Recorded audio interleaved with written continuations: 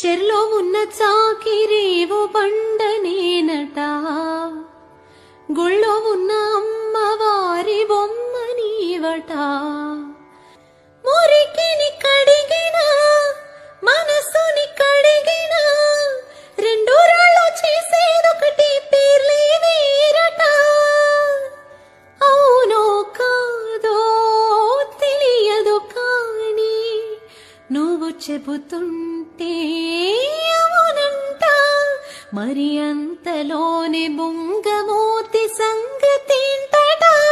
నాకు తెలుసా మంచి చెడ్డ, నువ్వు చెబితే నేర్చుకుంటా. నేను నమ్మినా